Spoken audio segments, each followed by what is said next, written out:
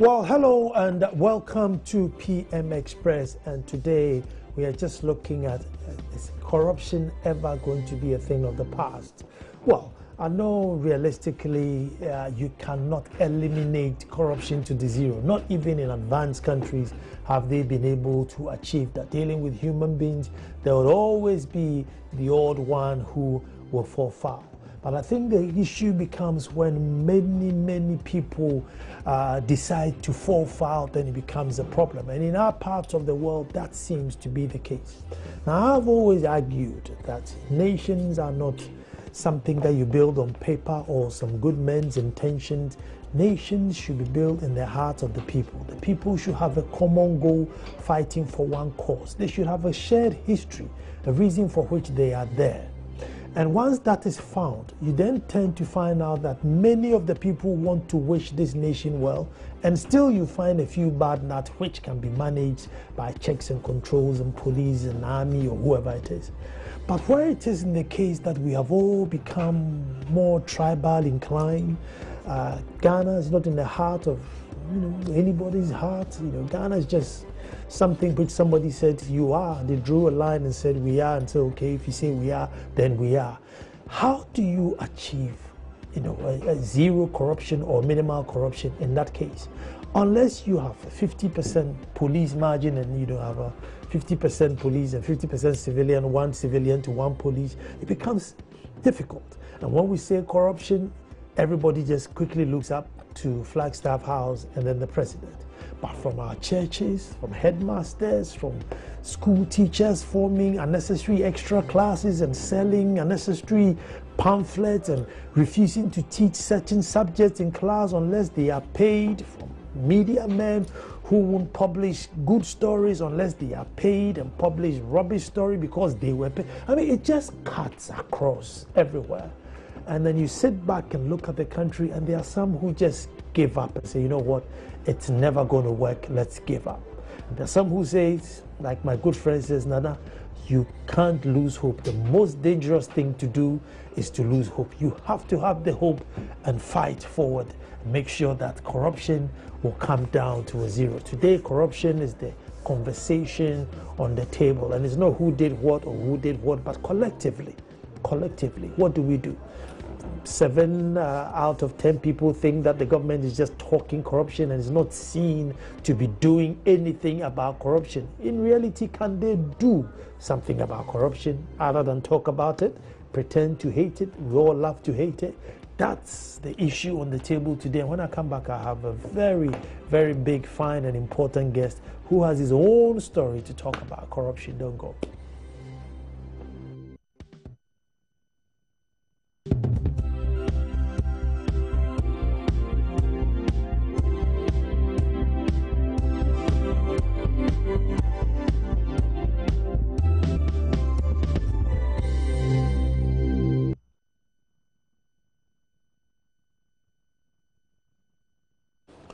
Well, thank you very much for staying. Will corruption ever be a thing of the past?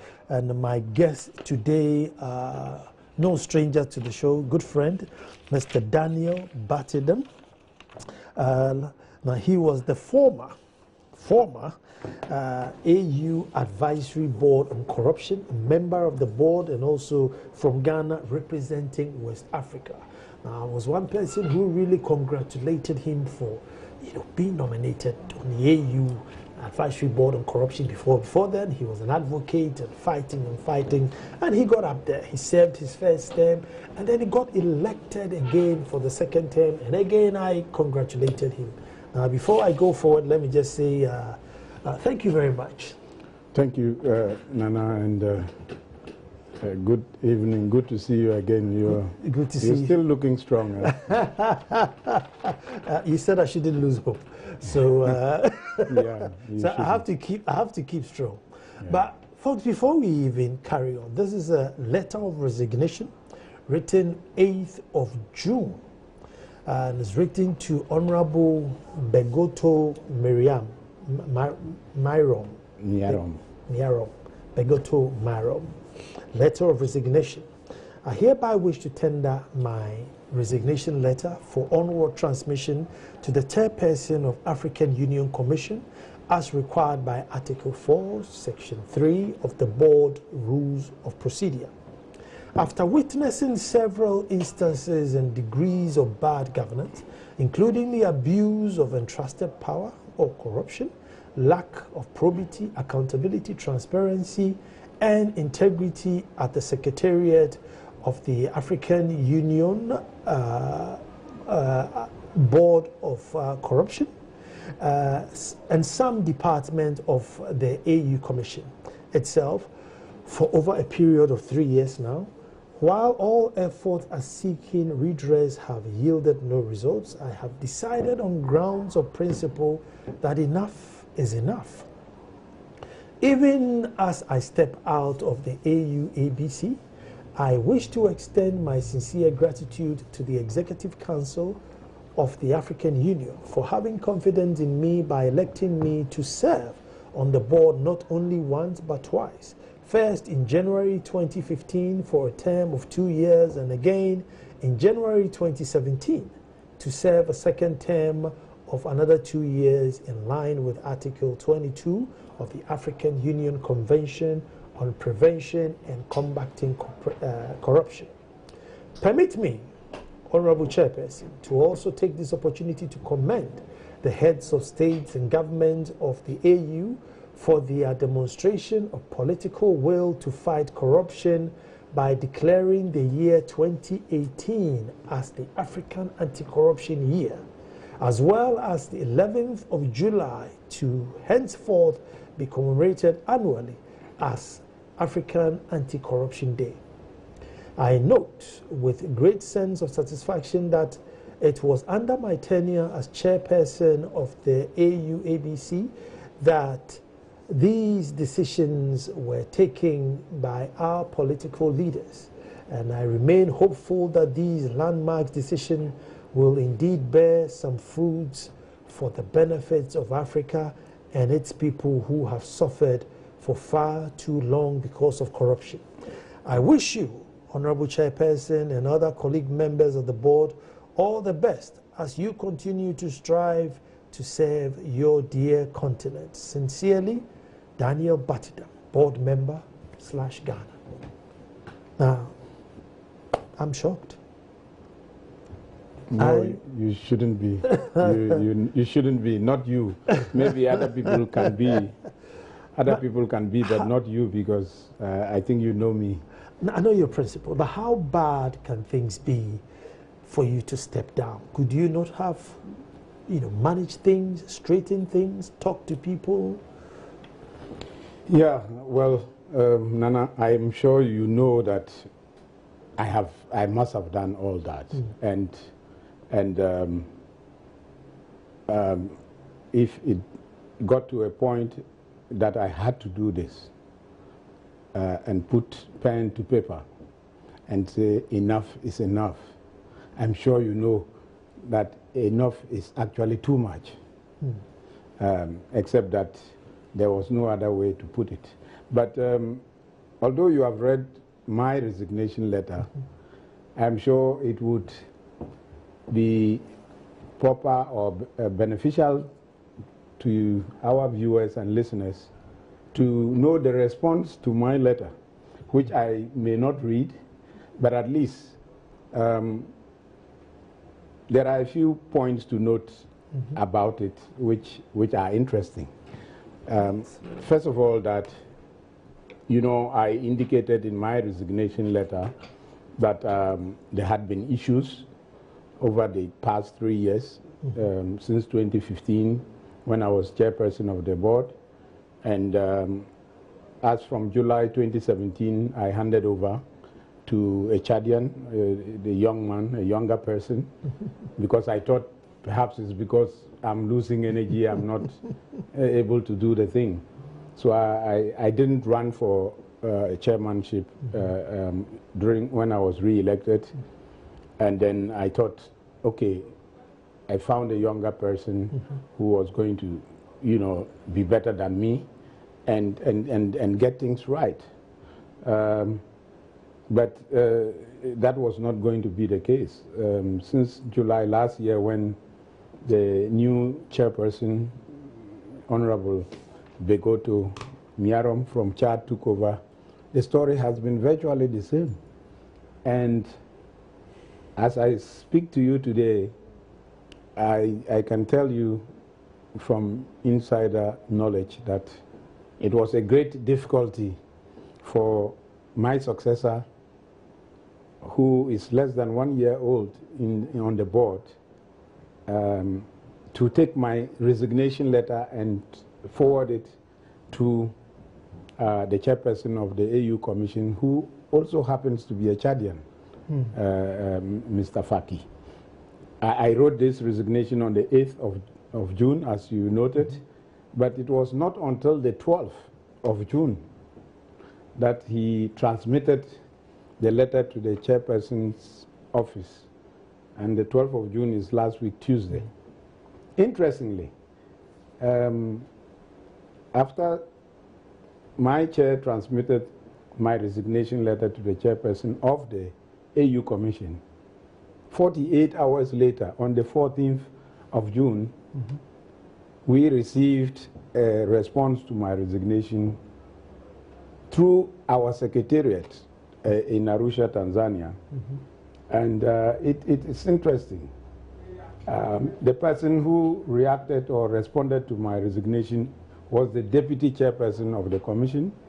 And if you don't mind, I can read a part of it. He said, it is most unfortunate that you find yourself unable to continue in your role as board member from Ghana on the African Union Advisory Board on Corruption, considering that our objective for the year is to fight corruption on the continent. The reasons leading to your decision are indeed deeply regrettable. However, I respect your sentiments and your decision, which is based on principles. Then, of course, he goes on to say that they thank me for my contribution. Well, Nana, if you were me, what would your reaction be? Some level of shock. In fact, not only to myself, but to the chairperson of my board. First of all, because we have been complaining about issues. We have written petitions. I, during my tenure as chair, wrote a number of petitions. Well, not just petitions, but also administrative memos to various departments, and said, you know, things are not going well at our secretariat. Nothing is happening. 2 years on, 3 years on, then a new board comes up and the new chair is in place. He also, in no time, began to feel the same way as I felt. And then we all got to a point where I must say, collectively, we began to say, where are we? I mean, and what are we supposed to be doing here?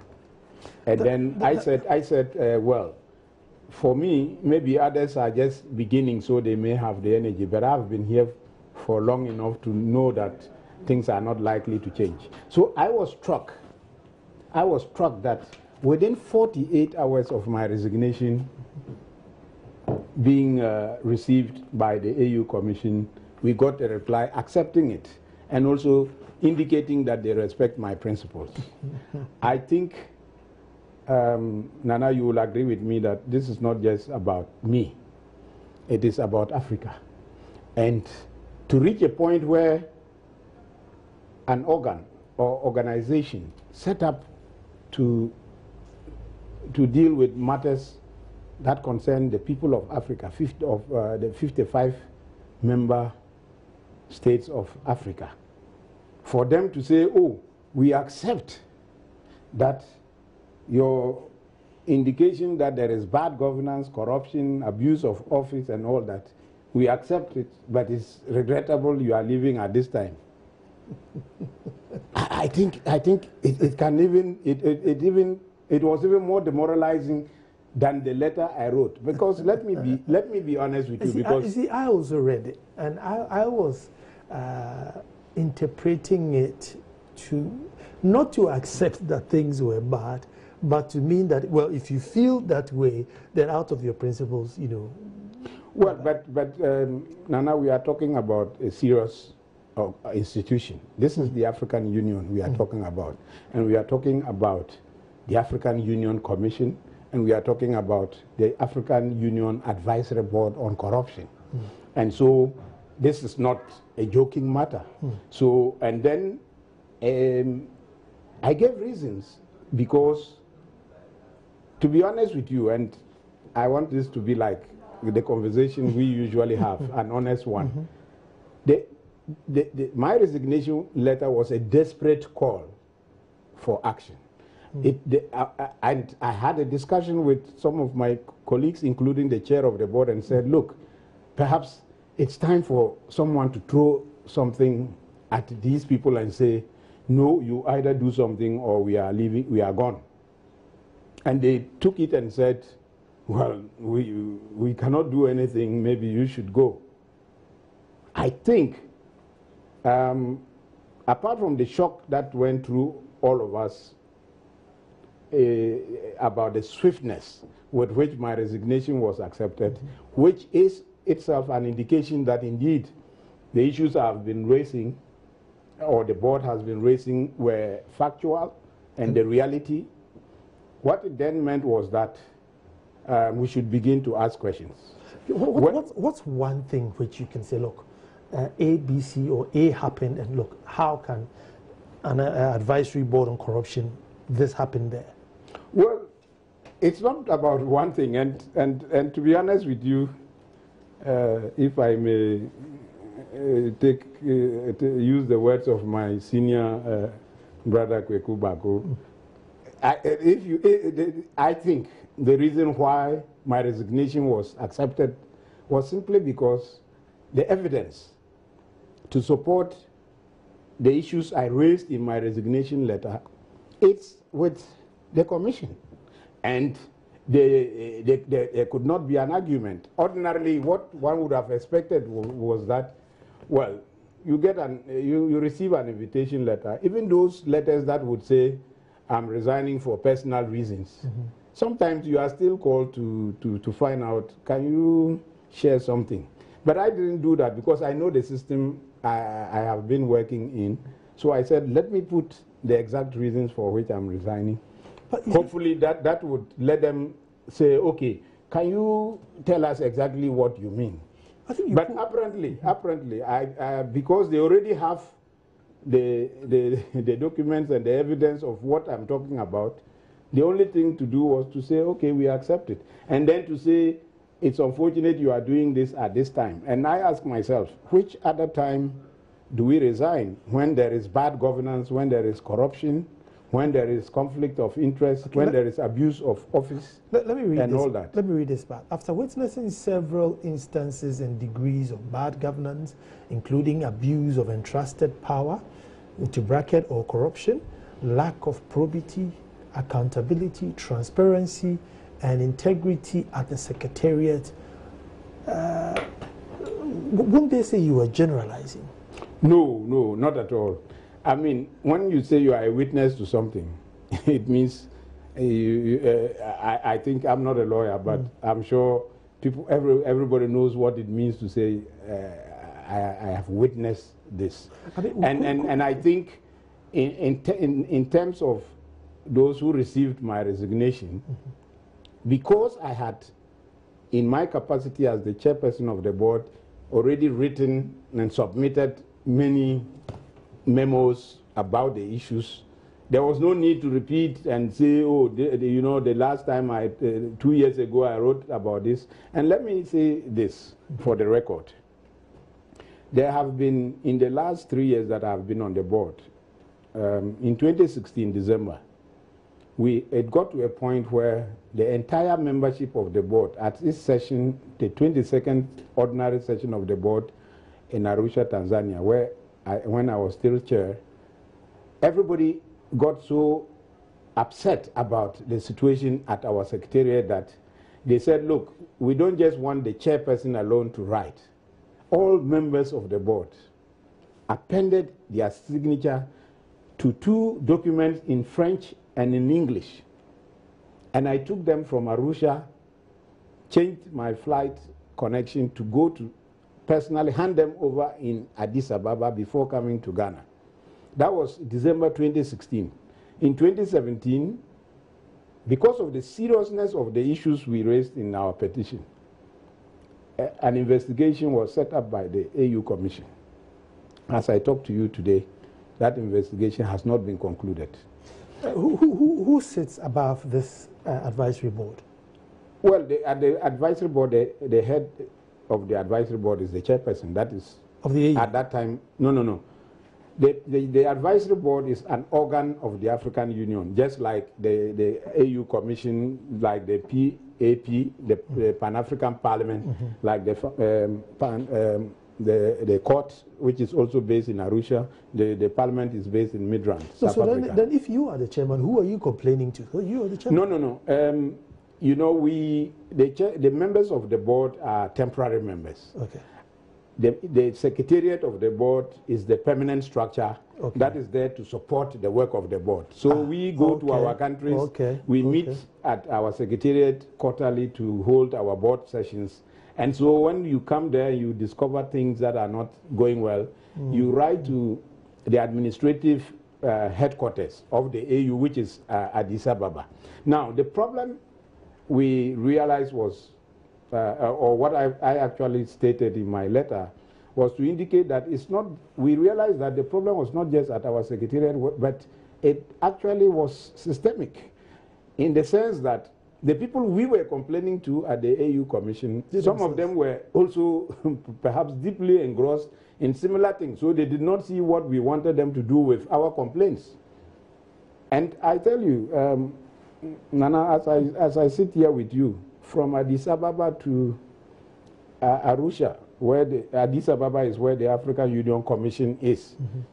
In Arusha, we have the African Court and the AU Advisory Board on Corruption. In Banjul, we have the AU, the Human Rights Commission. In Midrand, South Africa, we have the Pan-African Parliament. As I sit here today, I hold and can show you evidence of virtually the same or similar malpractices, bad governance, abuse of office that we were complaining about as our board. But you know, as an advisory board on corruption, we felt, no, even if some of these things are happening somewhere else, not in the secretariat of the board set up to fight corruption. But of course, you know, corruption is about networks. So the networks of corruption work in a very interesting way.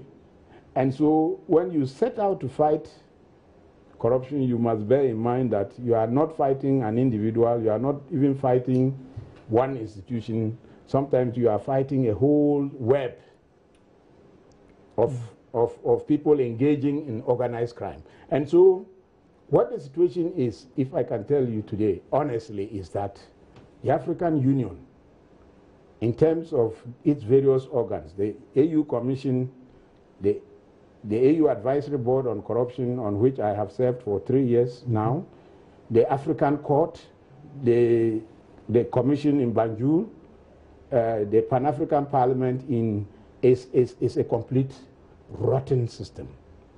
And I say this without fear or favor. I am looking forward to the meeting of the heads of state, which is happening very soon, next week in Mauritania. Because, look, Nana, forget about everything. This is about managing resources of people who belong to countries that are poor. And on every year, in January, we go to sit in Addis Ababa and approve budgets in millions and millions of dollars for all these organs I've mentioned, with the AU Commission itself having the biggest share because it is more or less the administrative headquarters of the union. And then we are using it just to engage in petty stuff. I think that where we have reached, and by this alarm bell I have rung, African citizens should wake up and ask whether we need an African Union. Because, first of all, the 55 member states of Africa are contributing to the budget of all these organs. And I have said on the floor of my own board that, look, apart from everything, I'm a citizen of Ghana. I'm a citizen, and in Ghana we are citizens, not spectators. So if I imagine that as a citizen of Ghana, my country, my government is contributing the financial resources we don't have for our own development into this organ, the bigger organ being the union, then I want to see something being done with it. If I'm going to be witnessing this waste, this abuse of power and resources, mismanagement, and it happens all across. I said, no, this cannot continue. Somebody must tell us why we should, my country, Ghana, should continue to contribute to the African Union. Otherwise, then the African Union must prove to Africans that, you know, it is a body that we need to continue financing. But there is one more point to make before we leave, that just like our own countries, it will interest you to know that this African Union is financed mainly by donors. Most of the budget of the African Union up till today comes from donors. Why should we go and borrow money and be throwing it away? Why? Somebody should tell me. And I'm told, I shouldn't say this, I'm told we have a visitor in town, in the person of President Kagame, who is the current president of the African Union. And I want to plead with President Kagame and President Nana Addo Dankwa Akufo-Addo that next week when they meet in Nouakchott in Mauritania, they should tell us why African countries, member states of the African Union, should continue contributing the monies they don't have, the resources they don't have, to the rotten system that is running across the continent from Addis Ababa to Arusha to Banjul to Midrand and other capitals. You see, what would you call waste? Because for us, a big organization like that will cost a lot of money to run. People are flying in from their country, in and out, you know, plane fares, hotel bills, transportation, in and out. It will cost big. So, I mean, what will come in there, unless you tell us, oh, some people were allocating money to buy gold watches, or they were buying leather or crocodile shoes. What will happen to, crocodile shoes? Yeah, what will constitute a waste? Because it will cost money. 52 nations. I mean, you come from Ghana, you need to fly in and out. Yeah. You have to check you in a hotel or rent a house for you, rent a car for you. I mean, this. And to be frank with you, you are right. Sometimes some of us have had moral problems and ask ourselves, why are we flying in business to go and spend time watching corruption happening in our own eyes? I mean, why are we going to sleep in hotels for weeks, doing nothing that will change anything on the continent? And perhaps for some time, those of us who went in with or were elected, and for that I must thank my president and the government, both the past and present governments, because, you know, I was first elected to the board during the presidency of Mahama. My second election was under the presidency of Nana Akufo-Addo. So thanks to both of them. And I think that it was even a big thing that in Ghana we demonstrated that, you know, this is not about politics, that Daniel Batidam is an anti-corruption person. But I tell you, if you want to fight corruption in the African Union, you are an unwanted person. That must be the reason why within 48 hours my resignation was accepted. Okay, now, I want to go to your acceptance of resignation, but before that, you haven't stated one thing. You say, look, Nana, how can maybe the AU spend X amount of money on XYZ so that we would then appreciate that, oh no, if that's what's happening, then it's not right. Because at the moment, it's like empty allegations throwing. We're only going by that, well, coming from you, it must be true. But what is it? What is one thing that... I don't know whether this is the forum to put out whatever evidence I have. But at least I think that you would know that, knowing the seriousness of the issues I have raised, I raised in my resignation letter, if anybody had contrary views or thought that I was making empty allegations, I'm sure in the response to my resignation, they would have said, well, but how can you say that there is corruption here and there and all that? But they know that there is corruption. And they know that I have the evidence. They have the evidence themselves. You see, that's why I'm saying, I mean, it goes across from recruitment of people. And in fact, let me state this for a fact. I think that in the African Union, we try to recruit people who cannot do the work because we don't intend to do the work. That is one of the principles. Because in my own secretariat, there's the Secretariat of the Advisory Board on Corruption. We have people there who should not be there. We have an executive secretary there who was on probation for 1 year. And we, as board, assessed her and said, no, she doesn't have the competence to do the work we need an executive secretary to do for us, because the Secretariat is basically there to service us. Someone at the end of the year of probation, I then, as chair of the board, on behalf of my colleagues, complete an assessment and say, no, this fellow is not capable.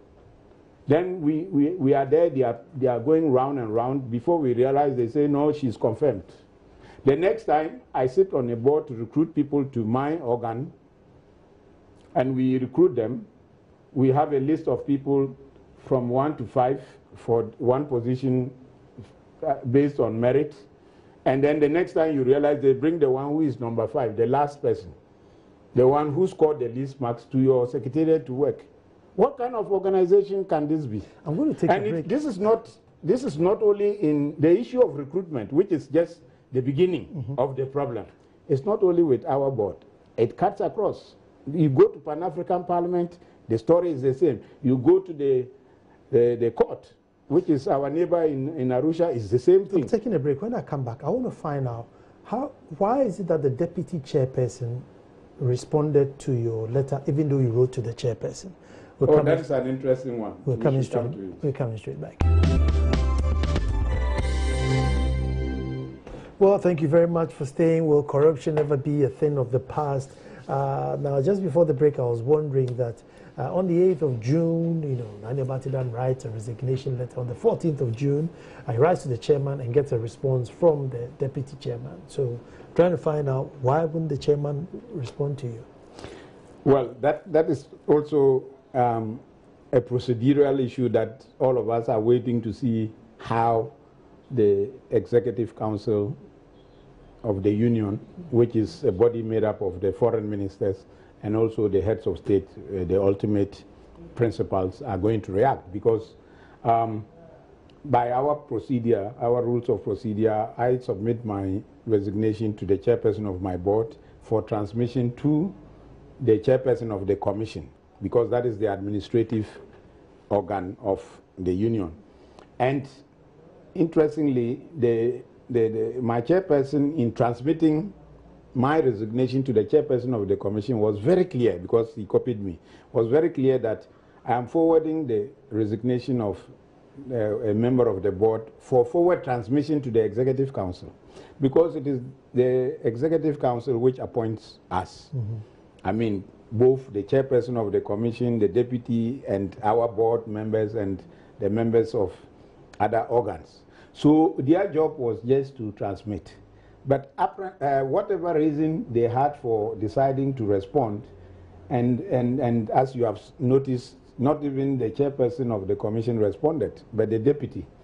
And And it was interesting to read in his first sentence that I have the honor to acknowledge receipt of a copy of your letter of resignation dated 8th June 2018. So he received a copy of my letter because it was not addressed to him. I have heard my chairperson grant an interview into the international media where he said that action is invalid because they don't have the authority to accept my resignation. That is a matter I expect the Executive Council and the heads of state to deal with next week, because if they don't have the authority to accept my resignation, then why did they accept it? Now, these are matters arising, but because of time, Daniel, let me bring you straight to Ghana. Now, there's been a research done by Pen Plus Byte, and they are saying that 7 out of 10 Ghanaians believe government is not doing enough to fight corruption. I remember before the special prosecutor, you sat here and said the special prosecutor cannot do who? You sat here on my show, said the special prosecutor cannot do anything.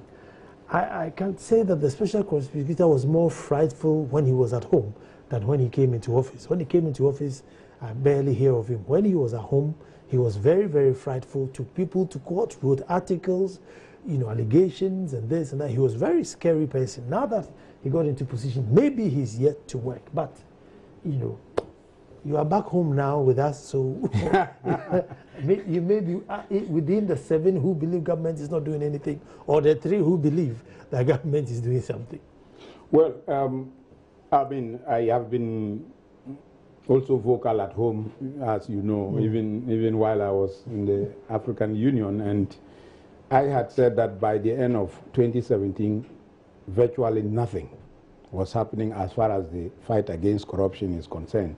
And I listened to various interviews. One time, one of the people in Parliament was, they have appointed a special prosecutor. I have always said that appointing people to offices it's not an indication that you are going to fight corruption. In fact, on the contrary, when you set up offices, the first thing you are doing is to introduce a new expenditure line into the budget, because that office will have to be financed. The personnel. The intention behind it was superb. Well, the intention was superb, but I said from the beginning, and I told you last time, you remember, I said call me here in January 2019, and I'm still standing on it. In our business, in this business of fighting corruption, especially in the political domain, normally a new government has 18 months to make any significant change. We are 18 months into, I don't call it a new government anymore. And, well, so far all the indicators are showing that things are getting worse. Now, this special prosecutor, you are saying he has become more quiet. Well, he is redundant. I mean, why? He is answering to a number of bodies, not even one. He is answering to the Attorney General. He is answering to a board that is yet to be set up, and so on and so forth. By the end of this year... Oh, but he said that these bodies were not going to keep him quiet. He was going to go ahead and do his job. Well, so why is he not doing it? I think that, we have to get real about the problem of corruption. You cannot fight corruption with corruption. Look, the allegations of corruption, which is corruption in Ghana, because in Ghana allegations are the reality. The allegations of corruption have increased since the last 18 months. The reality is that people feel that corruption is getting worse. In fact, at the end of the year, a poll by Joy FM showed that 95% or so of Ghanaians thought. So when you talk of 7 out of 10, it's as if it has decreased. And I'm afraid that just like with the continental level, very soon we have to be asking ourselves questions at the national level whether we are going to continue with this kind of politics where you substitute one corrupt regime with another. Because it's about taking turns to eat, as the Kenyans say. It seems to me that we are running a political system where people are fighting to have their turn to eat rather than having their turn to serve. And I think if that is what multipartyism means, maybe we should begin to question whether that is the way we want to go, because I think Ghanaians and Africans must begin to say, no, that is not what we understand.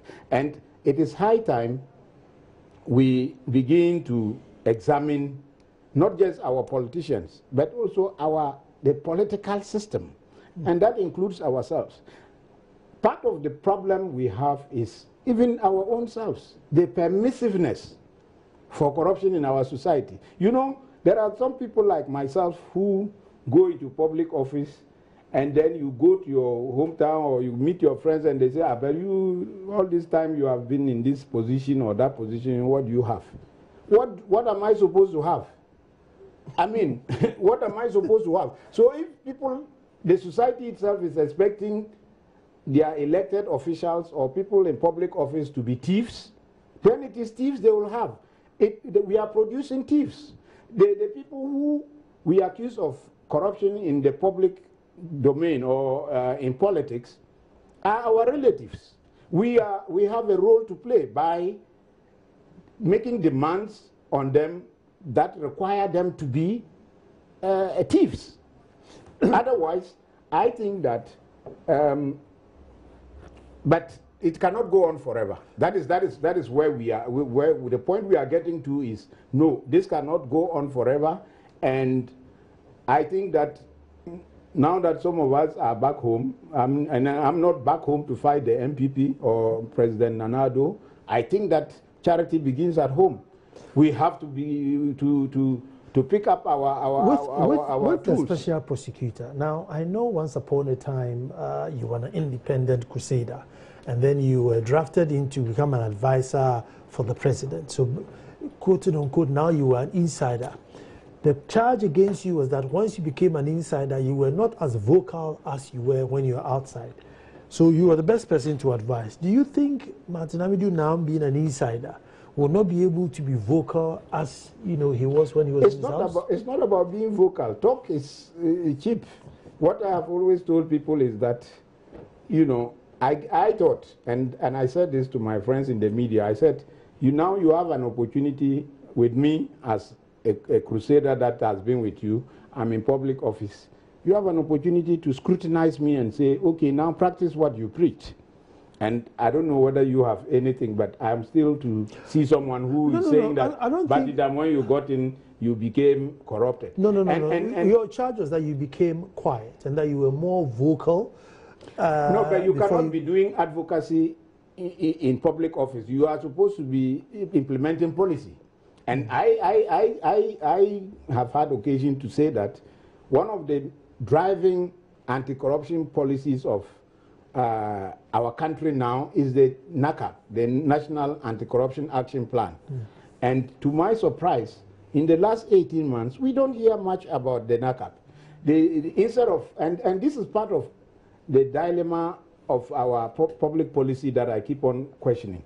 Why should we have our parliament in 2014 unanimously adopt a plan such as the NACAP as the way to go, and then 2 years later, in 2016, because there is a change of government, nobody is talking about NACAP, and we go and introduce another monster called Special Prosecutor's Office, which is virtually redundant. It's got it had general acceptance. Look, it is not about, you see, that is why even when Martin Amidu was, Honorable Martin Amidu was appointed, I said, as for the credentials, nobody doubts Martin Amidu. Look, being able to translate that into public policy implementation is a different matter. It's not a personal thing. Otherwise, then we should not be electing some of the people we are electing into office. We should be electing the people of integrity.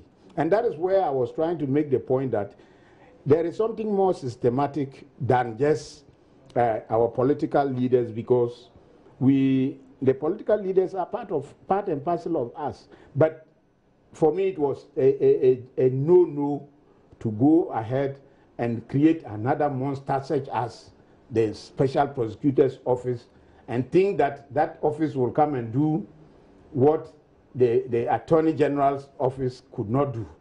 I mean, the Special Prosecutor is under the Attorney General. And if we were saying, and that is the argument I kept making, that if you feel that there is a perception that the Attorney General's office is political because it's a party person, then why don't you appoint an independent-minded person into that office? Why didn't they just appoint Martin Amidu to be Attorney General because he's independent? You don't need to create an office. You see, because it is a choice. The president has a freedom to appoint an independent-minded person into the office of Attorney General. So, you know, it's a political game we are playing, and it's a dangerous game because it has an. No, let me come in here. You see, because of how our political system is, the Attorney General is also sort of kind of part of the political system, and therefore is not able to try, you know, his or her own people. But if you bring the Special Prosecutor who's aside, then he's not within that political circle. What is special about the Special Prosecutor? I mean, the Special Prosecutor will end up at the office of the Attorney General. If I understand, my understanding of the arrangement is right. And to be honest with you, one of my disappointments with Mr. Amidu is that he himself had written elaborately and criticized this office. He criticized, he said it could not be independent. So he knew beforehand that the office he was going into was an office which will not be independent. He said that corruption and the state were so at stake that, look, let me take it and we'll try and work with it because, you know, for God and country. If I were him, and if he's my senior brother and I respect him a lot, I think after what he wrote, and he had very cogent points. Let me ask you a big question. After what he wrote, he should not have taken that.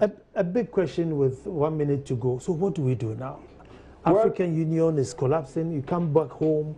Majority of people have lost hope. So what do we do now? No, hope is the last thing we must lose. And I have always told you that even in my resignation, I have not lost hope, because hope is a fundamental human right.